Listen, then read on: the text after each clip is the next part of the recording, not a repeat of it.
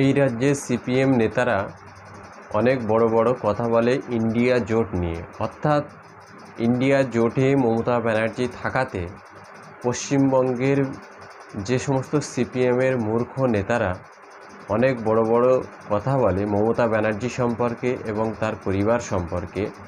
রাজনীতিতে একটি অলিখিত জোট হয়েছে এবং সেই জোট সম্পর্কে বলতে গিয়ে তারা পরিবারকে কেন্দ্র করে বলে।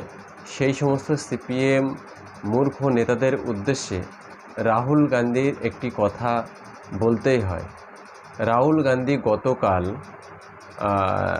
দুটি প্রশ্ন করেছে কেরলের মুখ্যমন্ত্রী পিনারাই বিজয়নের বিরুদ্ধে। রাহুল গান্ধী বলেছেন যে আমাকে 55 ঘন্টা ইডি সিবিআই জেরা করেছে, আমার দিল্লির সরকারি বাড়ি ছাড়তে হয়েছে, আমাকে নানাভাবে বিজেপি সরকার দ্বারা হেনস্থা করা হয়েছে। সে বিষয়ে কেরলের মুখ্যমন্ত্রী কখনো কিছু বলে না, কিন্তু আমি কেরলের মুখ্যমন্ত্রী সম্পর্কে কখনোই কিছু বলি না, কিন্তু কেরলের মুখ্যমন্ত্রী আমার পিছনে 24 ঘন্টা লেগে থাকে। রাহুল গান্ধী বলছে আমি তো আক্রমণ করি বিজেপিকে, বিজেপির বিচারধারা, বিজেপির শাসন ব্যবস্থা, বিজেপি যে বিরোধীদের উপরে বিভিন্ন রকম এজেন্সি দিয়ে হয়রানি করছে তার বিরুদ্ধে রাহুল গান্ধী প্রতিবাদ করে। কিন্তু কেরলের মুখ্যমন্ত্রী অর্থাৎ সিপিএমের মুখ্যমন্ত্রী বিজেপির বিরুদ্ধে একটি বাক্য ব্যয় করে না।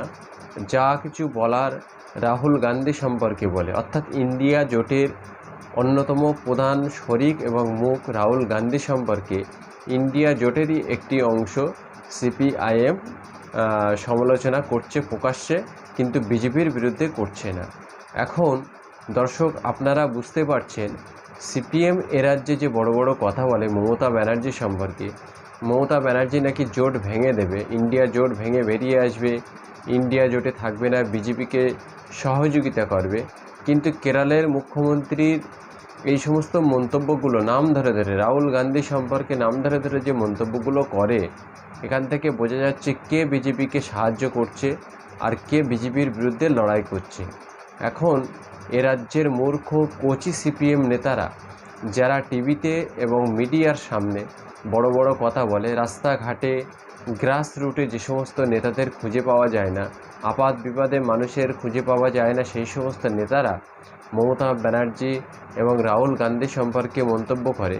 কিন্তু ইন্ডিয়া জোট ভাঙার জন্য সিপিএম সবার উপরে দাঁড়িয়ে আছে, সেটা কেরলের মুখ্যমন্ত্রীর ভাষা থেকে স্পষ্ট হয়ে যায়।